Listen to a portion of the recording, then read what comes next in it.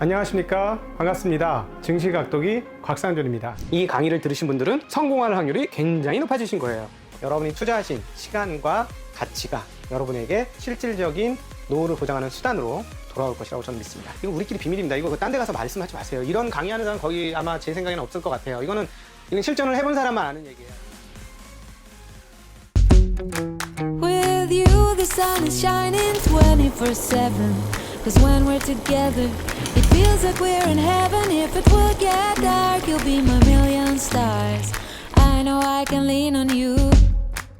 안녕하십니까, 증시각도기 시청자 여러분, 투자자 여러분, 반갑습니다. 회를 거듭할수록 점점 재미를 더하고 옛날 생각도 났다가 미래도 생각하게 되는 그러한 시간, 한국은 어디로 와서 어디로 갈 것인가를 생각하는 바로 그런 시간이 돌아왔습니다. 홍익희 선생님의 대한민국 무역사 시간이 돌아왔습니다. 홍익희 선생님 모시겠습니다. 선생님 어서 오십시오. 예, 안녕하세요. 네, 안녕하십니까. 자, 드디어 전에도 한번 저희가 살짝 건드렸는데 또 무역사 하면서 안 건드릴 수가 없는 그런 순서가 왔습니다. 네, IMF. 네. 우리는 IMF를 국제통화기구라는 느낌으로 받아들일 수가 없어요. 네, 저격자 뭐 이런 느낌? 그러면서 사실 경제 구도도 정말 많이 바뀌었고 그걸 잘 활용해서 구조조정이 잘 된 부분도 있지만 반면에 일반인들의 삶은 정말 공핍해지고 어려워지고 빈부격차가 본격화되고 중산층이 몰락하는 그런 과정을 겪었던 게 IMF이기 때문에 많은 사람들에게는 참 아픔으로 남아 있습니다. 물론 거기에 관련된 영화도 옛날에 국가부도의 날이라는 영화가 나왔는데 내용을 보니까 억측도 상당히 많더라고요. 근데 그런 느낌이었어요. 억측은 많지만 오죽 억울했으면 저렇게 약간 무리스러운 내용까지 담았을까 하는 생각이 들었었거든요. 그 영화 보면서 참 경제 관료들이 잘해야 된다는 생각 다시 하면서 첫 시발은 한국에서부터 시작된 게 아니고 앞서 말씀하셨듯이 중국으로 외환들이 빠져나가면서 다른 나라가 쓰러지면서부터 시작이 됐던 거죠. 저희들이 이제 IMF 사태를 이걸 다시 조명하는 이유는 다시는 이런 일이 일어나서는 안 되겠고 IMF 사태가 왜 일어났는지 이거를 반추함으로써 앞으로 우리가 뭐를 조심해야 되는지를 되새기는 시간이 됐으면 좋겠습니다. 우선 저번 시간에도 말씀드린 대로 IMF 사태는 우리의 그 인위적인 환율의 고평가 정책이 13년 동안 계속되면서 근본 문제를 만들었어요. 네. 80년대 중반만 해도 우리가 이제 무역 흑자국이었는데 이 펀더멘털이 굉장히 중요하거든요. 그 무역 흑자를 본다는 얘기는 파는 게 수입하는 것보다 더 많은, 즉 버는 게 더 많은 국가가 돼서 외국 빚을 지지 않고 살아갈 수 있는 이 펀더멘털이 좋아지는 나라를 의미하는데 그 전까지만 해도 우리 외채가 한 510억 달러 됐는데 연간 한 7, 80억씩 벌어들이니까 이걸 매년 이제 갚아 나갈 수 있는 거죠. 외채 수준도 한 2, 300억 달러를 이제 줄여놓고 조금 더 하면은 완전히 빚을 갚을 수 있는 시기였는데 그때 조국 근대화 창조라는 여기에 집착을 함으로써 13년 동안 1달러당 800원대를 계속 부여잡고 있었기 때문에 나중에는 수출 경쟁력을 잊어버립니다. 즉 수출 경쟁력을 잊어버리니까 무역 적자로 돌아서요. 네. 그래서 IMF 전 4년 동안은 우리나라 적자가 굉장히 심해서 적자를 본다는 얘기는 그만큼 쌓여있던 외환보유고가 거덜난다는 얘기고 부도를 맞는다는 얘기거든요. 결국 할 때까지도 우리나라 경제 관련이나 금융 관련 들이 사전에 막지 못했어요. 네. 그래서 가장 큰 책임이 있고 또 하나는 그때 무슨 일이 발생했냐면 종금사라고 종합금융사에 대한 무도기 허가를 내줄 때입니다.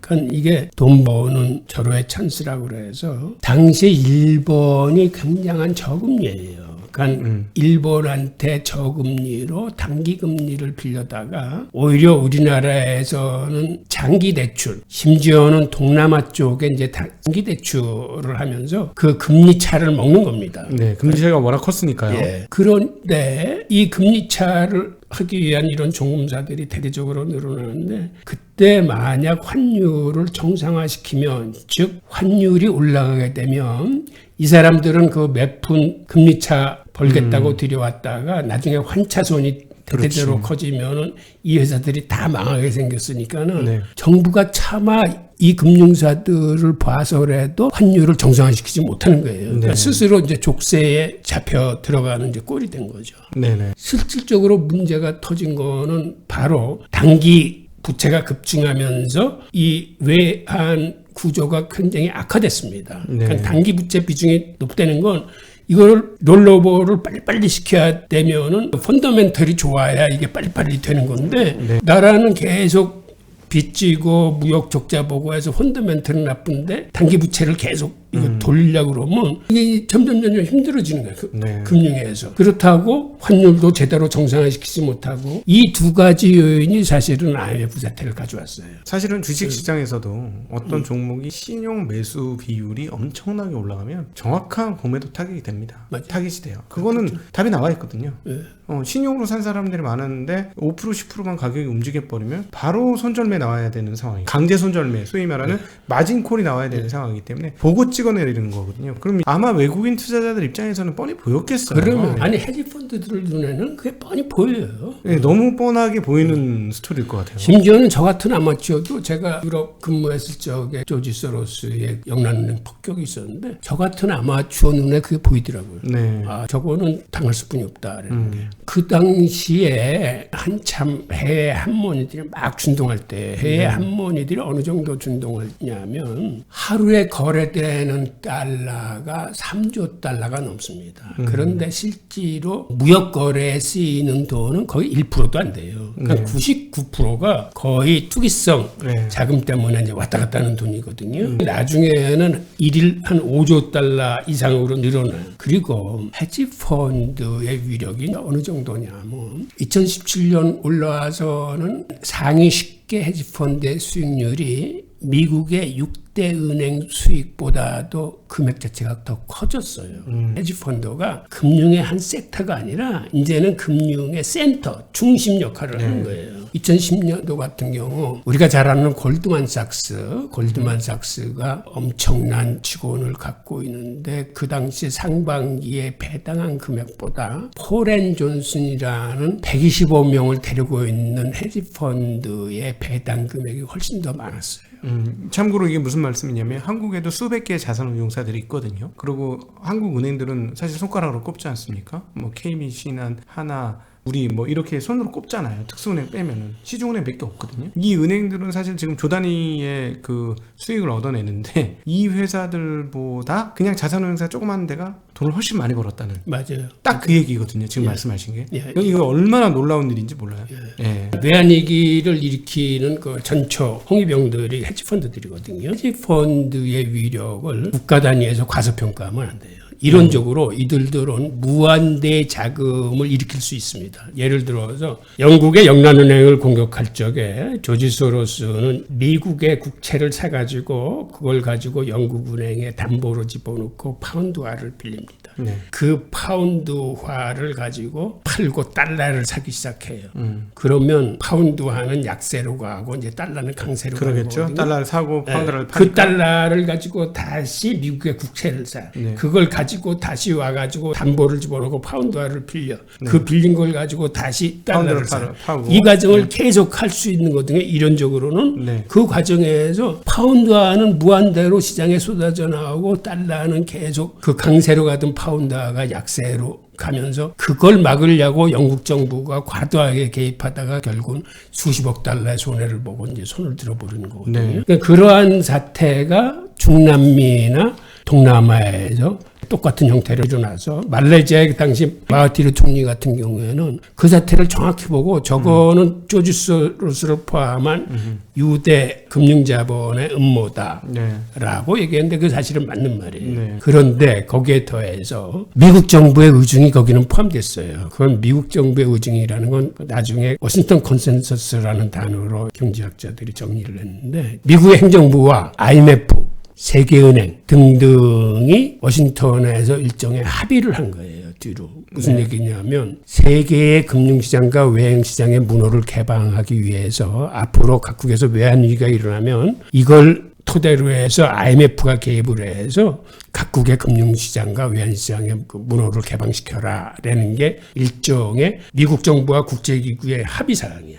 그래서 우리나라 IMF 때도 보면은 실제로 전면에서는 IMF가 우리 정부하고 이제 협상을 하지만 사실은 그걸 뒤에서 조종하는 건 미국 재무부의 그 차관보들이 했어요. 네. 처음에는 그 가이트너가 했다가 나중에 립튼 차관보로 옮겨갔는데 그래서 IMF 총재도 협상한 내용을 가지고 그 호텔에 차관보한테 올라가서 다시 지시를 받고 지시 내용이 협상 내용이 틀리면 와서 말을 번복을 합니다. 그런 정도로 실제로 세계은행 그 부총재를 지내하고 그 노벨 경제학상을 받은 양반이 있는데 그 양반이 그 얘기를 해. 스티글리츠. 네. 스티글리츠 맞아요. 네. 그 양반이 IMF는 미국 정부의 하수인이다. 사실은 그런 식으로 해서 우리가 외국의 문호를 개방시켰다라는 얘기를 합니다. 그리고 우리가 IMF를 맞았을 때 우리 정부도 사실은 솔직하지 못했어요. 우선 외환보유고 자체를 숨겼어요. 그리고 이게 어떻게 돌아가는지 모르니까 처음에 일이 터지기 전에 이제 일본에 뛰어갑니다. 가서 상황이 급하니까 돈 좀 빌려달라 했을 때 일본 정부가 거절을 해. 그러지 말고 IMF로 가봐라. 네. 근데 이미 그때는 미국 정부가 다 손쏘는. 네. 그 다음에 또 멋모르고 미국 정부한테 뛰어가요. 돈 좀 빌려달라. 네. 그때도 미국 정부가 그러지 말고 IMF한테 가요. 예. 유일한 해결책은 IMF한테 가는 거다. 네. 자기네들은 다 각본 써놓고 IMF에 오니까 IMF 협상을 하면서 문호를 연 건데 그렇게 문호를 개방한 것까지는 괜찮은데 그 과정에서 굉장히 많은 국부가 수탈됩니다. 실제로 외국계 헤지펀드하고 사모펀드들이 들어와서 그때 각종 먹을거리가 되는 건 그 친구들이 이렇게 알짜들을 빼가기 시작했고 IMF의 그 멘트라는 게 충고가 자기네들이 외환위기를 만났을 때는 금리를 제로금리까지 내리고 돈을 풀어서 양자관을 하면서 네. 지금 미국이 그렇죠? 우리나라가 외환위기를 당했을 적에는 금리를 엄청 올리라고 해가지고 우리 환율 자체가 막 1대 800이었던 게 1대 2000으로 뛰어버려요. 맞아요. 그때 외국 유학 갔던 사람들 완전 작살났죠. 네. 그리고 주식시장은 주식 가격이 6분의 1로 전체적으로 가격이 헐값으로 떨어집니다. 1000포인트 가까이 하던 게 280포인트까지 빠지는 거예요. 맞아요. 네. 그때 바로 유대계 미국 자본이 들어와서 그 헐값에 우리 주식을 인수를 해요. 우리가 그래야 되지. 다시 생각해도 열받아. 정상 가격의 6분의 1 가격에 다 거덜난 겁니다. 네. 그리고 그들은 생각보다는 투하 자본을 다 뽑아가고 더 이상 뽑아갔음에도 아직까지 우리나라의 주식 비중이 3분의 1 이상 그들이 갖고 있잖아요. 네. 이 과정을 하나하나 들여다보면 참 슬픔에도 이러한 역사는 이제 망각하면 안 되거든요. 네, 그렇죠. 다음에는 저희가 해외에서 돈을 가지고 봐야 되겠죠. 그 당시에 삼성의 그 굴삭기나 이런 거 다 뺏기잖아. 삼성뿐만 아니라 우리나라 대기업들, 특히 금융기관들 할 거 없이 론스타가 외환은행한 거, 사모펀드들 들어와서 이제 저거 한 거 등등의 이제 아픈 기억을 갖고 있는데. 우선 그 당시 처음에 캉디시하고 가이트너가 들어왔을 적에 사실은 캉디시 총재가 그 문제 해결을 준 키맨이 아니고 사실은 가이트너가 키맨이에요. 네. 그 가이트너의 행적을 보면 그 당시 우리나라를 그렇게 묘사하게 굴었던 양반인데 이 양반이 나중에는 재무부를 그만두고 뉴욕 연준 총재가 돼요. 그렇죠. 그래서 2008년도 글로벌 금융위기가 났을 적에 뉴욕 연준에서 돈을 엄청나게 풀어가지고 월스트리트를 살려냅니다. 그리고 다시 오바마 대통령이 들어왔을 때 이 양반이 재무부 장관으로 다시 발탁이 돼. 네. 그래서 재무부 장관 갔다가 지금은 다시 월스트리트 그 상업펀드 회장으로 가 있어요. 이걸 회전문 인사라고 하는데 사실은 재무부는 월스트리트를 관리 감독하는 기관이에요. 그렇죠. 그래서 둘이 견제와 균형을 맞춰야 되기 때문에 함부로 이렇게 서로 이렇게 막 자기 자리라고 막 돌아다녀서는 안 되는 거거든. 근데 이 양반은 재무부에도 있었고 연준에도 있었고 월스트리트도 가고 이게 유대인 특유의 그 회전문 인사예요. 유대인들은 이렇게 해. 그러면 미국 언론은 뭐 하는 거야? 이걸 감시하고 비판하고 견제해야 되는데 네. 언론에서는 그거를 그렇게 감시하지 않아요. 그 이유는 언론조차 월스트리트의 손아귀에 있다. 예. 그리고 그 후에 진행 과정을 보면 저번 시간에 얘기했을 때 병주고 약준 얘기 곧 우리나라를 부도 처리하지 않고 그때도 살려서 부도에서 구해준 것이 바로 그 유대인 재무부 장관하고 국방장관, 그다음에 국무장관. 네. 나중에 그들의 자서전에 사실 그 얘기가 자세히 나와 있는데 당시 그 루빈 재무부 장관, 서머스 부장관, 가이트너 차관보, 세계은행 이런 사람들이 크리스마스 전후에서 하여튼 세계 각국의 은행 행장들하고 재무장관한테 쫙 전화를 걸어요. 그래서 그 한국 부도 내지 말라고 그렇게 해준 그러한 것도 있는데 결국 IMF 사태에서 우리가 배워야 될 거는 제대로 된 경제 정책이나 금융 정책을 즉 시장 친화적이고 시장에 맡기는 이런 게 아니고 인위적인 이상 개입이나 과다 개입이 들어가면은 문제를 불러일으키더라. 네. 그다음에 흐름을 제대로 볼 수 없는 경제 관료나 금융 관료들이 그 자리에 있을 적에 이런 비극적인 국난이 일어나더라. 네. 다행히도 많은 수탈을 겪긴 했지만 그로 인해서 우리 한국 경제나 기업 풍토가 선진국의 기준에 부합하는 그러한 부채 비율이거나 그 합리성이나 그 지배 구조를 갖게 되고 정상 선진 경제에 편입하는 계기가 됐다는 건 불행 중 다행인 거였었고요. 이런 것들을 보면서 우리가 그 당시 우리는 왜 그러한 비극적인 사태를 맞았는지 다시 복귀할 필요가 있는 거죠. 그래서 앞으로라도 그러한 바보 같은 경제 정책을 하지 말아야 되겠다라는 이제 다짐을 하게 되는데 불행히 또 정반대의 정책이 취해집니다. 무슨 얘기냐면 그때까지는 환율의 고평가 때문에 이런 사태를 초래했잖아요. 그 다음에는 이게 또 정반대로 가는 거야. 환율의 저평가를 해야 수출 경쟁력을 살리고 그게 국가를 위한 길이고 그게 선이다. 네. 그래서 그 후에는 한동안 공무원들의 뇌리 속에 평가절하가 선이라는 개념이 들어와 있어요. 네. 그래서 오히려 환율을 시장에 맡겨서 절상적으로 가면은 그걸 굉장히 경계했을 뿐만 아니라 심하면 구두 개입뿐만 아니라 인위적으로 알게 모르게 환율 시장에 개입을 많이 합니다. 예. 원활 약세를 유지하기 위해서. 네. 근데 사실은 그것도 옳지 않아요. 그렇죠. 환율은 시장에 맡겨서 갔을 적에 시장이 알아서 이걸 컨트롤 해주는데 인위적으로 고평가도 안 좋지만 저평가도 이게 옳은 게 아니에요. 그렇지. 적절하게 가야죠. 저평가라는 건 이게 수출기업에는 유리해. 수출 경쟁력을 사게 되지만 하지만 그거는 수입 물가를 올리는 거거든. 그렇죠. 즉 서민 경제한테는 굉장히 불리한 거예요. 그러니까 수출기업을 살리자고 서민 경제를 수탈하는 행위나 다름없어요. 그렇죠. 그건 수출 기업 지원책이죠. 사실은 원화 약세. 그게 수출기업만 지원해주면 좋은데 그게 아니라 그로 인해서 반작용이 서민 경제한테는 굉장히 불이익을 주는 거니까 일반 실생활 용품 수입 물가가 모두 올라가게 되니까요. 네. 그래서 환율만큼은 어떤 경우에도 정부는 인적으로 개입하려고 들어서는 안 됩니다.